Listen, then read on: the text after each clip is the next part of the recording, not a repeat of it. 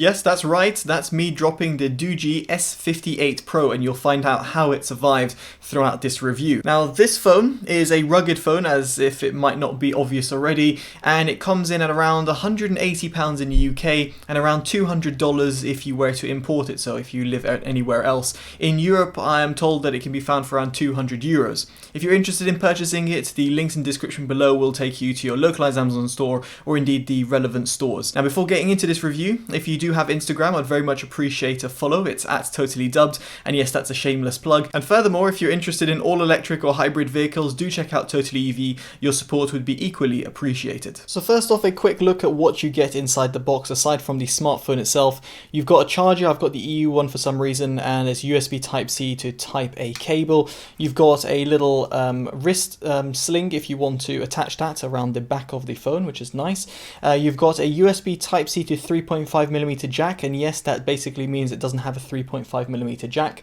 And you've also got a pre-applied screen protector, so you can see this is the one that was pre-applied, or the cover of it. And you've also got another screen protector also in the box with the cleaning tool and also a little plastic part in order for you to get rid of bubbles, which is again a really nice inclusion. Now, as for the smartphone itself, in terms of the height, width and depth, they'll be on your screen right now. In terms of weight, it's 284 grams, which means it's a pretty chunky phone in order to hold, and you can see over here it does really much look like it. Now, straight away, in terms of the phone itself, it is an IP68 rated phone, and therefore it has all of its sides covered. So you can see over here you've got the TF or micro SD card SIM slot over here, and then you've got a dedicated button, and this can be programmed. I'll get into that in just a bit. And on the right hand side you've got the volume rocker and a power on and off button. Now, while the buttons are actually very easy to press, I think they're a little bit too easy to press, which isn't a thing I would normally see myself saying when it comes to a rugged smartphone. The reason behind this is because it can be very easily activated. So for example, if you're placing your phone to charge and you accidentally were to bump on the buttons over here, they'll be very easily pressed. And something that was a little bit of an annoyance for me, specifically when it's in my pocket, the button over here which had programmed to open up the flashlight or the camera would accidentally get triggered sometimes, which is a little bit annoying. As for the bottom of the phone, it's got a USB Type-C input. Now, the problem with this is the fact that due to its latch that it's got over here, it actually pushes your USB cable a little bit to the side, be it you using the official one, as you can see I've wrapped up before, or the another third-party one. So it's just a bit annoying because when I was transferring files, what I found is this little flap over here, which is used for its IP68 rating, caused your actual cable to be dislodged, and therefore can lead to a little bit of annoyances, specifically if you're doing transfers. As for the speaker, it's got a singular backward firing speaker, at least that's what I found, and there's another little grill over here which you can see potentially on camera that the grill on the right hand side is covered up, whilst the one on the left hand side is actually where the speaker is. Now here, in terms of audio quality, I was actually pleasantly surprised that the audio quality when you're watching content on your smartphone using the built-in speakers, that it's perfectly fine. While it won't be, you know, stereo speakers, I was pleasantly surprised at the audio quality that you get. And in terms of 3.5mm jack, you are limited via the USB Type-C input, so just worth bearing that all in mind. Now, looking at the back of the smartphone, you can see that there is a fingerprint sensor, and yes, indeed, that is to unlock the phone. What I found is the fingerprint sensor sometimes takes a little while to respond, at which point it doesn't sometimes pick up your fingerprint properly. Specifically, if you've got slightly wet or slippery hands, for example, you will find yourself frantically tapping, at which point you might just reside on using a PIN or password or something like that. On the plus side, it does have facial recognition, so you can use the front-facing camera in order to unlock your phone. Now, in terms of unlocking your phone, let's talk about the programmable key. Now, the programmable key can be accessed through the settings tab, and you can see the functions button. You've got a smart key tab over here. Now, the smart key tab, you can see over here, if I've got one click, I've got it disabled for the time being, but you can open an app or you have it open a shortcut, and you can see there isn't that many options, but the ones that you're going to have are, for example, open a flashlight, or let's say open up the camera app, which is going to be what most people are actually going to use this function for. And of course, if you don't want to do that, you can disable it altogether. In terms of the actual software experience, you can see it's got a somewhat custom launcher on it, or custom ROM and kernel on it, and that's purely because it needs to have certain features, for example the gesture controls or the smart key functions, which wouldn't be supported on stock Android. As a result, the actual software experience is a little bit sluggish, a little bit slow. Hopefully you can see here from transitioning from menus, and I know you can change the transition speed in terms of developer options, but it's just a little bit slow and just a little bit, well, a little bit sluggish. Now I'm going to touch upon this in the performance section of this review later on, but it's just worth bearing in mind, I thought, just to show you the software and what comes included. Obviously, if you take away the MX Player and AI benchmark, the rest of them come as default. There's not too much bloatware that's installed, which is nice to see, and furthermore you do have the Google apps that are pre-installed as well. Now in terms of connectivity, the phone has a dual SIM slot which can be accessed through this little tray over here.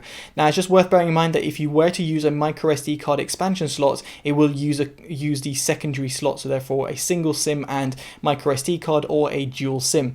As for the SIM functionalities, you've got 4G capabilities, that's 3G, 2G and Edge as well if you were to use those on certain networks. And furthermore, it's got Wi-Fi 2.4 GHz and 5 GHz, and of course Bluetooth capabilities as well. It's Bluetooth version 5.0. And now we move on to performance. In terms of what you get inside the phone in terms of CPU, it's the MediaTek Helio P22. It's an octa-core CPU, and you'll be able to see on your screen right now that yes, it's pretty shambolic in terms of performance. Now, while I don't just rely on synthetic benchmarks, when it comes to actually using the phone, it is also pretty sluggish. It takes a little while to respond between flicking through different apps, or even if you are within the camera app, for example, and you want to quickly switch to a selfie, it has a little bit of a noticeable delay.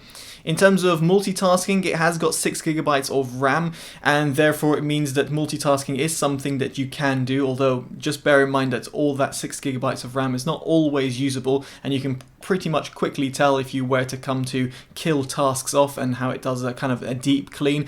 Now in this respect, that's because the phone has a Android skin on top of it, which I think it would have been best if it was left completely untouched.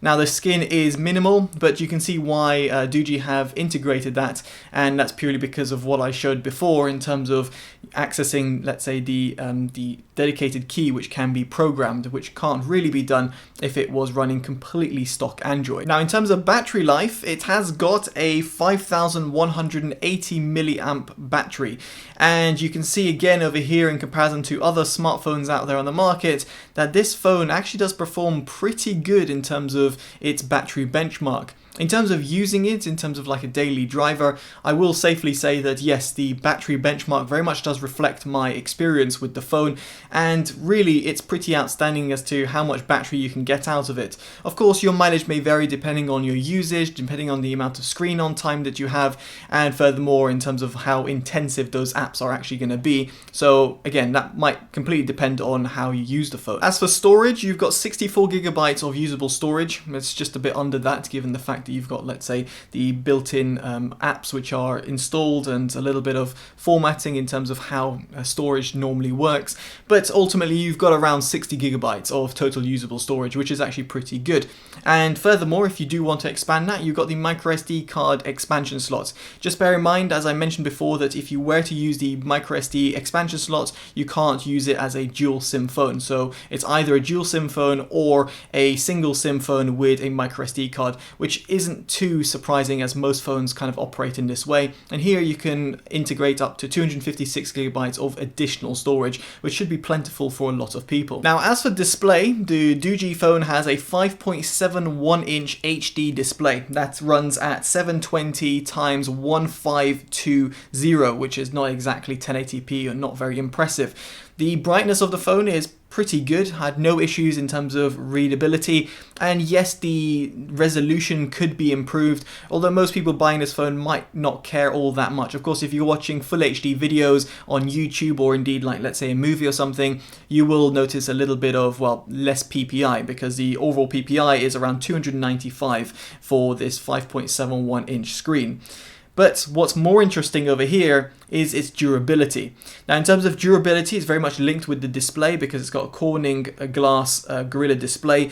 And in terms of how it survives, well, I did a variety of drop tests, and yes, I wasn't just teasing you at the beginning of this video. I did drop this in every way, shape and form that I could think of. So on its head, at its back, from the sides, and a few multiple times and a few times off screen as well. And in this respect, the phone does survive those drop tests, which is really impressive. And I think that's due to the design of the kind of bumper case, shall we say. Now, the bumper case isn't removable, but the bumper case that's been designed over here is just really good because it slightly protrudes from the front of the phone, which is not normally the case with some other phones. And as a result, when it is being dropped directly on its screen, it means that bumper case can take some of that impact, therefore providing you that little bit of extra reassurance that your screen is not going to break.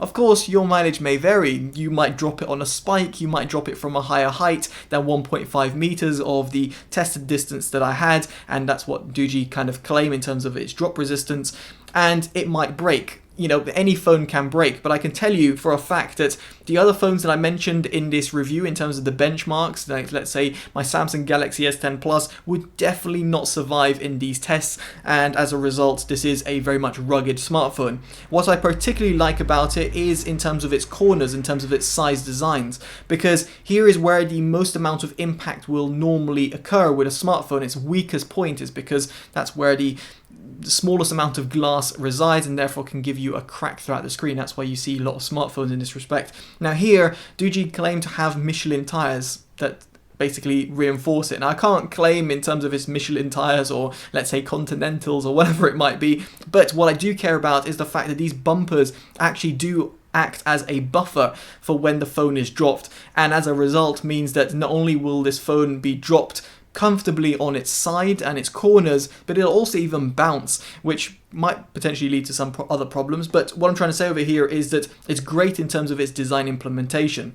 In terms of its IP68 rating, it can be submerged. It will last for around 24 hours if submerged at a 1 meter depth, again according to the manufacturer, because I didn't test it and submerged it for that long at that sort of depth. But if it's dropped in the water, what it basically means is that you can recoup your phone, and it means you won't be left with a paperweight, which is pretty nice to see. Next up, we move on to the camera performance, and here the Doogee phone has an IMX298 sensor at its rear, and that's a 16 megapixel main camera which has an f2.0 aperture.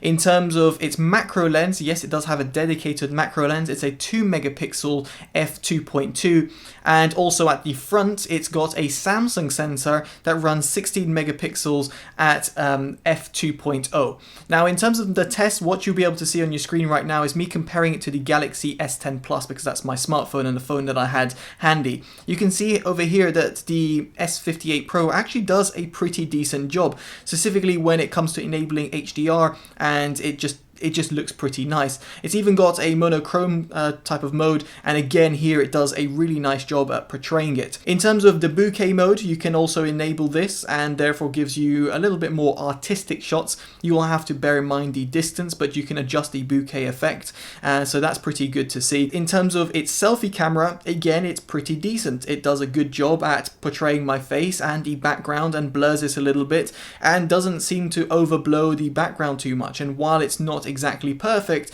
it actually does a good job because of its single lens that's 16 megapixel. It's actually pretty competent. Now if you were to go in low light conditions, the camera isn't so good, because here it struggles to keep up with, let's say, my S10 Plus, and you can see from the photos here that it's pretty obvious as to which phone is better. Quite interestingly, I did also try its macro lens, the 2 megapixel macro lens, and you can see in terms of the distance from the little frog over here, my little mascot, shall we say, that in its normal lens mode it can't portray it properly, but if you were to use the macro lens, suddenly that detail becomes available. However, the thing is when you compare it to the S10 Plus at the same distance, and the phone held at the same distance and running in its normal camera lens mode, the S10 Plus actually doesn't do a bad job at all, and therefore means that macros don't actually have to rely on a lower quality 2 megapixel macro lens instead. And finally, in terms of video performance, here I was a little bit disappointed because its rear shooter is capable of 1080p 30 FPS,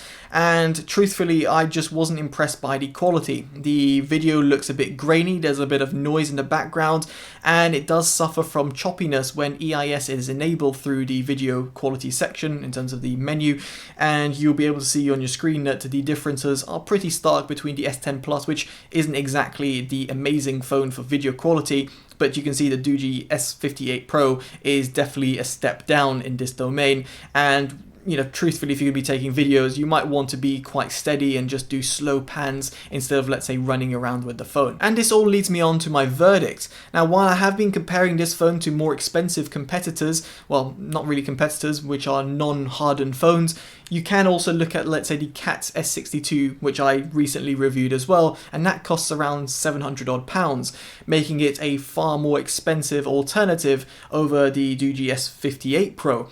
So what is my take of this pretty budget phone at around £180, €200/$200? Well, truthfully, if you're looking for a hardened budget phone and you are prepared for some of the limitations, so for example, the CPU performance in terms of its screen, in terms of its resolution, or even in terms of its camera performance, be it in terms of video capabilities, or let's say in terms of taking more beautiful shots that you might expect from a more expensive phone, well, this phone does exactly what it says on the tin. It's a hardened, relatively inexpensive phone which will tick a lot of boxes for a lot of individuals, and therefore is a good phone that you should buy. As a result, it gets my value award because, well, truthfully, it's a budget phone and it's worth its money, to say the least, because you're getting a pretty good deal given what you are getting. So that's just my take on it, and that's my experience of it. I'd be interested to hear your thoughts in the comment section below, and if you like this detailed video, give it a like, subscribe to see more honest, unbiased, unpaid videos, and furthermore, do favourite and share, as it always helps the channel grow. Alright guys, I've been Totally Dubbed, take care, and bye bye.